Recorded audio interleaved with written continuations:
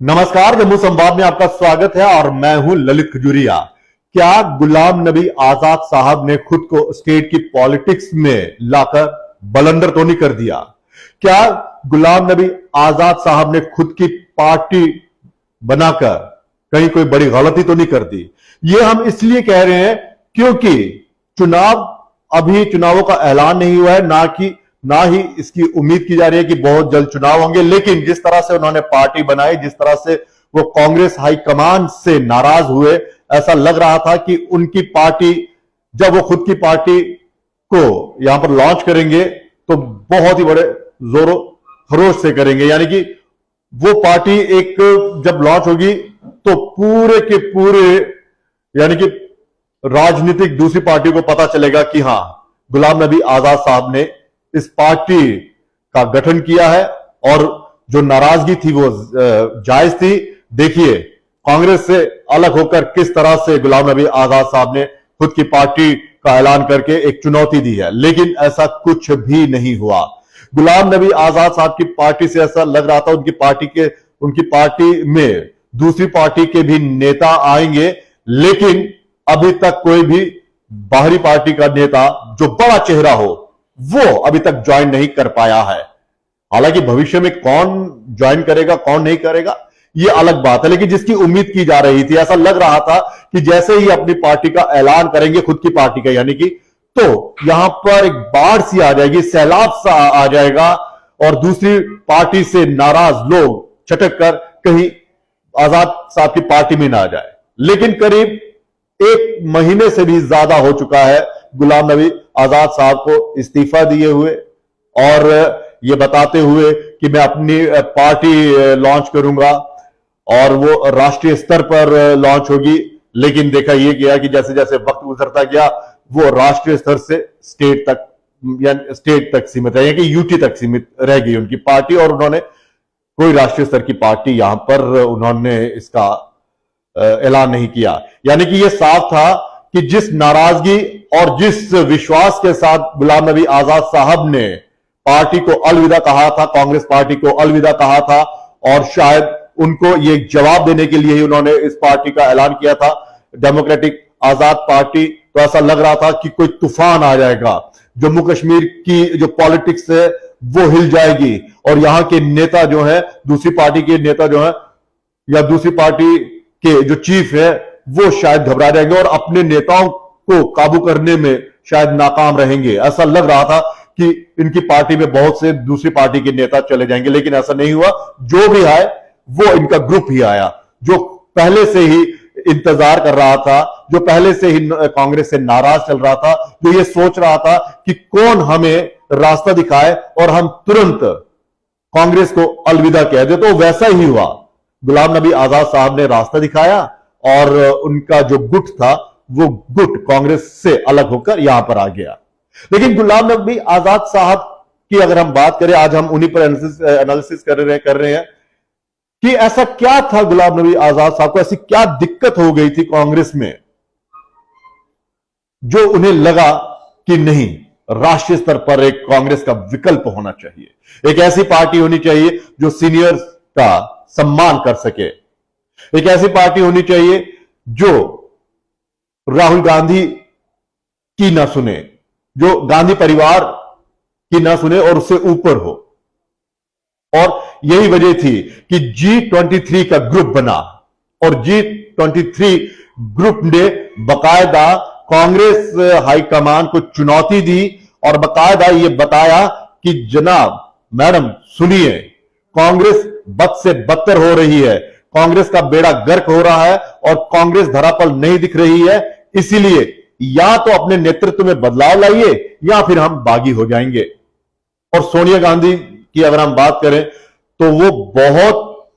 हालांकि हमारे जो नेता है वो शायद वो इतनी मैच्योरिटी नहीं दिखा पाए जितनी मैच्योरिटी उन्होंने दिखाई, और एक झटके में ही उन्होंने जब कहा कि हां, यहां पर हम चुनाव करवाएंगे, जिसकी जो नाराजगी है वो दूर होगी और गैर गांधी परिवार कांग्रेस का अध्यक्ष बन सकता है, और बकायदा चुनावों का ऐलान भी कर दिया, अपने इंटरनल जो उनकी कांग्रेस के जो चुनाव होते हैं उसका ऐलान कर दिया, जिसमें अब खड़गे साहब और शशि थरूर जी उस चुनाव में लड़ रहे हैं। और G23 के जो नाराज थे, मनीष तिवारी, कपिल सिब्बल, भूपेंद्र हुड्डा, वीरप्पा मोइली, पृथ्वीराज चौहान, राज बब्बर, अरविंदर सिंह लवली, आनंद शर्मा, संदीप दीक्षित और भी कई ऐसे नाम हैं जिनकी नाराजगी यही थी कि उन्हें सुना नहीं जा रहा है, सीनियर्स की जो है वो कदर नहीं है। शशि थरूर जी का भी नाम उसी में था कि हमसे सुझाव नहीं लेते हैं और हमें अलग कर दिया। लेकिन खड़गे मल्लिकार्जुन खड़गे जो उनका नाम आगे करके उन्होंने सभी की, ऐसा लग रहा है कि सभी को जो नाराजगी थी वो दूर करने की कोशिश की है कि देखिए 80 साल की उम्र में भी हम उन्हें कांग्रेस का मुखिया बनाने के लिए तैयार है, यानी कि कांग्रेस में अभी भी आप लोगों की जो है सम्मान है। गुलाम नबी आजाद साहब ने जब ये छोड़ी थी पार्टी तो काफी उन्होंने सोचा था कि शायद ये उनका साथ देंगे और राज्य और राष्ट्रीय स्तर की जो पार्टी है वो इन्हीं नेताओं के ऊपर ही वो सोच रहे थे कि ये वो नेता है जो उनका साथ देंगे और वो राष्ट्रीय स्तर की पार्टी का ऐलान करेंगे। लेकिन शायद लगता है कि ये सब के सब जो नाराज हैं, क्योंकि भूपेंद्र हुड्डा की बात करें तो जब यहां पर राजस्थान में जिस तरह से जो संकट आया था गहलोत को लेकर और सचिन पायलट के बीच में, जब आपस में जो मनमुटाव या फिर जो गहलोत जी का नाम जब कांग्रेस के राष्ट्रीय अध्यक्ष के लिए उन्होंने कहा था कि ये वहां पर बन सकते हैं, तो उसके बाद दो गुटों में बढ़ गई थी कांग्रेस। तो भूपेंद्र सिंह हुड्डा बकायदा वहां पर पर्यवेक्षक बनकर वहां पर गए थे, तो वहां से पता चल गया कि G23 जो है वो एकजुट नहीं है। और आजाद साहब का यह कहना कि हमें पूछा नहीं जाता था, मैं कई ऐसे सुझाव देता था, मैं उनको कहता था कि ये करिए, मेरी वो सुनते नहीं थे, मुझे तरजीह नहीं दी गई, मुझे वो सम्मान नहीं मिला पार्टी में जो मिलना चाहिए था, और राहुल ने पार्टी को बर्बाद कर दिया है, राहुल ने ये कर दिया, राहुल ने वो कर दिया। सोनिया गांधी जी के प्रति हमारा सम्मान है लेकिन राहुल जो है वो परिपक्व नहीं है, मैं ये था, मैंने वो किया, मैंने कई ऐसे चुनाव जिताए। तो क्या ये कहा जाए या ये समझा जा सकता है कि गुलाम नबी आजाद साहब को कांग्रेस के डूबने का इतना मलाल नहीं था जितना उन्हें खुद को दरकिनार करने का दुख था, यानी कि कांग्रेस आला कमान ने इन्हें दरकिनार कर दिया था। क्या यही वजह थी? क्या उन्हें लग रहा था कि अब वो शायद राज्यसभा के दोबारा से मेंबर नहीं बन पाएंगे और ना ही वो बन पाए जिसकी वो उम्मीद कर रहे थे? तो ये लड़ाई जो थी वो खुद के वजूद को कायम रखने की थी, खुद के वजूद को कायम करने की थी और खुद को स्थापित करने की थी। कांग्रेस से कोई लेना देना नहीं था, क्योंकि अगर कांग्रेस से नाराज आप दिख रहे थे, आपके पूरा ग्रुप दिख रहा था, तो फिर इन सबके सब ने छोड़ देनी चाहिए थी या पहले छोड़ देते, और जैसे आपने इस्तीफा दिया तब भी दे देते, और आप ये कहते कि हाँ जी राष्ट्रीय स्तर की बात हमने पार्टी बनानी थी। तो आपकी नाराजगी ये थी कि आपको सम्मान नहीं मिल रहा, और फिर आप ही के कई साथियों ने आप पे आरोप लगाया कि आपने अपने राजनीति का 80% अपनी राजनीति का जो 80% करियर है वो आपने राज्यसभा के जरिए ही गुजारा है। आप केंद्रीय मंत्री रहे हर सरकार में कांग्रेस की, इंदिरा गांधी जी से लेकर मनमोहन सिंह जी की सरकार तक, तो फिर आप कैसे कह सकते हैं कि आपको वो सम्मान नहीं मिला? तो हम शुरू से ये कहते आ रहे हैं कि ये लड़ाई वाकई कांग्रेस को बचाने के लिए थी या फिर जम्मू कश्मीर की आवाम की बेहतरी के लिए थी या खुद के वजूद को बचाने की थी। क्योंकि अगर जम्मू कश्मीर की आवाम को लेकर ये इतने संजीदा होते गुलाम नबी आजाद साहब, तो मुझे लगता है कि ये यहां पर रहते। जब जब इनको मौका मिला यहां रहने का, तब तब इन्होंने जम्मू कश्मीर को नजरअंदाज करके, हालांकि राज्यसभा का मेंबर भी जम्मू कश्मीर से बनकर ये केंद्र में वहां पे गए, राज्यसभा में सदस्य बनकर, लेकिन जम्मू कश्मीर में कभी भी खालिस इन्होंने राजनीति नहीं की। तो दिल्ली में रहकर राजनीति करने वाले गुलाम नबी आजाद साहब क्या जम्मू कश्मीर की राजनीति की तासीर को समझ पाएंगे? खैर वो है तो जम्मू कश्मीर के ही, और कह रहे हैं कि मुझे बहुत है, लेकिन लोगों की तो नाराजगी यहीं पर है ना। लोगों की भी नाराजगी है कि जब जब आपको मौका मिला, जम्मू में दायित्व आपको दिया गया, तब तब आप उस दायित्व से भागे, सिवाय एक दायित्व आपको जो दिया गया वो आपने निभाया। लेकिन वो भी जब 2008 में जिस तरह से आंदोलन हुआ अमरनाथ का, वो भी आप उसे हैंडल नहीं कर पाए। और फिर 2014 में जब चुनाव हुआ लोकसभा का,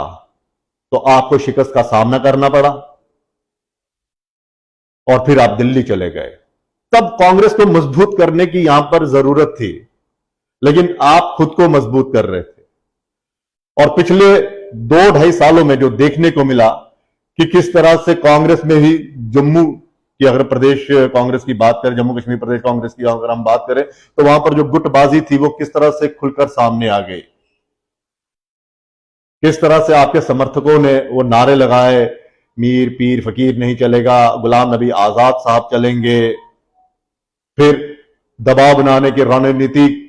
ऐसी चली आपने कि आपके जो पार्टी के जो नेता थे, जिन्हें कुछ पद दिए गए थे, उनसे इस्तीफे दिलवा दिए, और आपने सोचा ये एक प्रेशर होगा तो चलिए आला कमान जो है वो मान लेगी। लेकिन वो भी बड़ी तेज निकले, उन्होंने भी आपको जबरदस्त एक जवाब दिया, इस्तीफे स्वीकार कर लिए। और फिर ऐसा लगता है कि आपको एहसास हुआ कि अब तो नहीं होगा, और फिर आपके पुतले भी यहां पे जलना शुरू हो गए। फिर आपको ऐसा लगा कि हां, अब दिल्ली जो है वो बहुत ही दूर हो गई है, तो चलिए जम्मू कश्मीर चलते हैं। तो जम्मू कश्मीर की अगर हम बात करें, आपके तो वही सिपे सालार है ना कांग्रेस के, जो हारे थे, बीच में जीते हुए हैं कुछ। लेकिन नाराजगी लोगों की तो यही थी ना कि भाई ये इन लोगों ने कांग्रेस और रमन बल्ला, मुल्ला राम जी, मीर सैफुद्दीन सोज, वकार रसूल, ये जो जितने भी हैं, ये अलग गुट है। और चिप साहब, मनोहर लाल शर्मा, ताज मोहिउद्दीन, ताराचंद, जुगल किशोर, मोहम्मद पीरजादा, जीएम सरूरी वगैरह, ये अलग गुट हैं। तो गुटबाजी खुलकर सामने आ गई, और जो आपके गुट के थे उन्होंने आपकी पार्टी ज्वाइन कर ली। और यह भी कहा जा रहा है कि जो चुनाव वैली है, वहां पर आप जो है वो असर डालने के लिए आए हैं। कुछ लोगों का यह कहना है कि भारतीय जनता पार्टी के कहने पर ही यह सब कुछ हुआ है, और भारतीय जनता पार्टी जो खेल खेलना चाहती है वो आपके जरिए ही खेलना चाहती है, और आपके जरिए खेल भी रही है, ऐसा दूसरी पार्टियों का यह कहना है। और सूट भी आपको वही कर रहा है, क्योंकि जैसे ही आपसे उम्मीद की जा रही थी कि अगर आप कह रहे हैं कि रोजगार नहीं है, जम्मू कश्मीर को नुकसान हुआ है, या जम्मू कश्मीर को स्टेट का दर्जा दिलवाना है, नौकरियों यहां के स्थानीय लोगों की जो नौकरियां हैं उसे हमने सुरक्षित रखना है, जमीन को सुरक्षित रखना है, तो आप बड़े सॉफ्ट तरीके से चल रहे हैं। और आपने साफ ये इशारा भी कर दिया है कि आप किसी भी पार्टी के खिलाफ नहीं बोलेंगे। लेकिन हां, कांग्रेस को लेकर आपने जो बयान जाहिर किया, उससे ऐसा लगता है कि ये जो आप कह रहे हैं कि आपकी नहीं सुनी गई या सीनियर्स की नहीं सुनी गई, सीनियर्स की सुनी गई या नहीं सुनी गई, मुझे लगता है आपकी नहीं सुनी गई, और यही चीज आपको जो ऐसा लग रहा है कि उसी से आप नाराज हो गए हैं, ऐसा लग रहा है। और जो हम समझने की कोशिश कर रहे हैं वो भी यही कर रहे हैं कि ऐसी क्या नाराजगी थी। और अभी हमारी किसी राजनेता से बातचीत हो रही थी, आप ही के वो इसी में आते हैं, राजनीति में आते हैं, हालांकि पार्टी दूसरी थी। वो कह रहे थे कि आप एक बड़े अच्छे मैनेजर हैं, आप मैनेज करना जानते हैं, तभी आपने सबसे ज्यादा अपनी सियासत का सबसे ज्यादा जो टाइम है वो राज्यसभा के जरिए ही काटा है। और राज्यसभा के जरिए वही जा सकता है जो एक अच्छा प्रबंधक हो, जो एक अच्छा मैनेजर हो। तो क्या कहा जाए कि गुलाम नबी आजाद साहब जो है वो एक अच्छे मैनेजर हैं, लीडर नहीं हैं? क्या गुलाम नबी आजाद साहब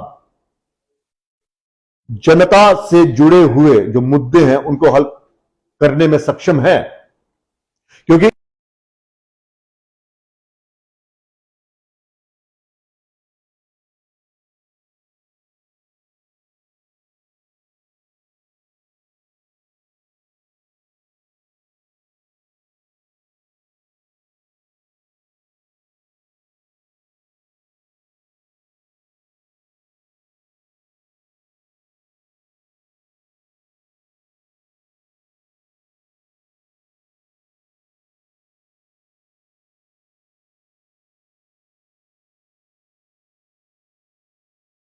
सीएम बनना चाहते हैं, ये ख्वाब देख रहे हैं, लेकिन सवाल यही है ना कि जब तक आप मुझे लगता है कोई टेक्निकल यहां पे हमारे लैपटॉप जो है वो इसका ये चार्ज जो किया था वो खत्म हो गया, फिर ये मैं हाँ, तो मुख्यमंत्री बनने के लिए आप यहां पर आए हैं। खैर जितना भी है, जो भी है, अब देखना ये है कि दूसरी पार्टी के नेता भी आपकी पार्टी में आते हैं या नहीं आते हैं, या फिर वही जो कयास लगाए जा रहे हैं, या जो राजनीतिक गलियारों में जो चर्चा है कि आजाद साहब जो है वो खुद का वजूद तलाशने के लिए यहां पर आए हैं, खुद को जो अस्तित्व है वो कायम रखना चाहते हैं कि हाँ मैं राजनीति में हूं और एक मजा हुआ खिलाड़ी हूं, केंद्र में मैंने कई सेवाएं दी हैं, जब जब कांग्रेस की सरकार रही है मिनिस्टर रहा हूं,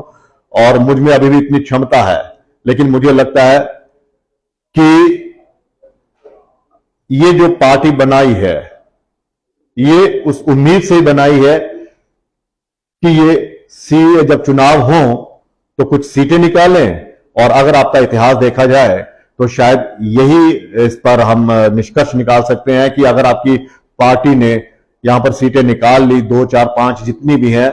तो कहीं आप एनडीए से गठबंधन कर राज्यसभा में न चले जाएं, क्योंकि अंत में तो जो कहा जा रहा है कि आप भी भारतीय जनता पार्टी की एक हिस्सा है, क्योंकि एक अपनी पार्टी पर आरोप लग रहा है, अल्ताफ बुखारी साहब की पार्टी पर आरोप लग रहा है कि वो बी टीम है, और एक अब डेमोक्रेटिक आजाद पार्टी पर भी ये सवाल उठ रहे हैं कि ये भी भारतीय जनता पार्टी की ए या सी, उनको तो बी का वो मिला हुआ, आपको ए मिलता है या सी का दर्जा मिलता है, वो हिस्सा है। तो ये जो है कुल मिलाकर यही है कि गुलाम नबी आजाद साहब जो है वो किस मकसद से जम्मू कश्मीर में आए हैं। फिलहाल देखना यह है, क्योंकि हम इसलिए कह रहे हैं कि ये पार्टी मतलब कि अभी 15-20 दिन हुए नहीं इस पार्टी को बने हुए। इनके जो एक पूर्व विधायक थे जो कांग्रेस से नाराज होकर इन्हीं के साथ आए थे, चौधरी मोहम्मद अकरम नाम है उनका, वो आए थे यहां पर बड़ी उम्मीद के साथ। आपके साथ याद है वो जब 4 सितंबर को आपने यहां पर सैनिक कॉलोनी की तरफ आपने एक फंक्शन किया था, तो वो आपके हाथों को उठाकर कह रहे थे कि हमें ये हाथ मजबूत करने हैं, गुलाम नबी आजाद साहब को मजबूत करना, और एक ऐसी पार्टी यहां पर लानी है जो लोगों के दुखों को, तकलीफों को दूर करेगी और उसे उनका हक वो देगी। लेकिन वही हाथ जो है उन्होंने अपना छटक लिया है, पीछे खींच लिया है। हालांकि अभी तक ये नहीं वो हुआ है, क्लियर हुआ है कि उन्होंने छोड़ा नहीं छोड़ा, लेकिन इतना ये कहा है कि मैं आजाद हूं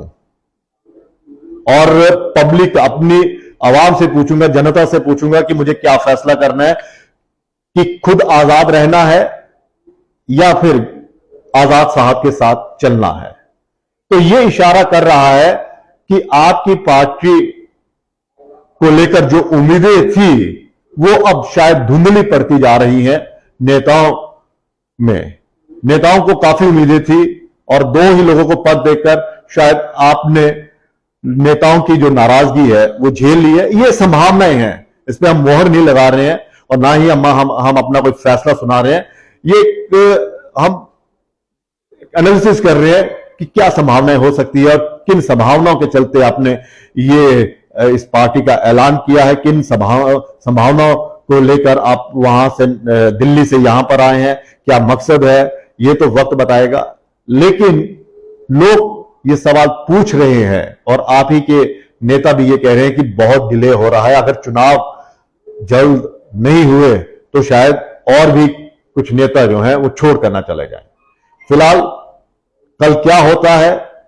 शायद कोई चमत्कार भी हो सकता है कि दूसरी पार्टी के नेता गुलाम नबी आजाद साहब की पार्टी में आ जाए, यह भी हो सकता है। लेकिन फिलहाल जो अभी लग रहा है कि जिस जोशो खरोश से इस पार्टी को लॉन्च होना था, जो एक उम्मीद दूसरे नेताओं में जगनी चाहिए थी कि हां हमें जाना है, हमें जाना है, हमें जाना है, वो अब वैसी उम्मीद जो है वो दिख नहीं रही। फिलहाल इजाजत दीजिए, नमस्कार।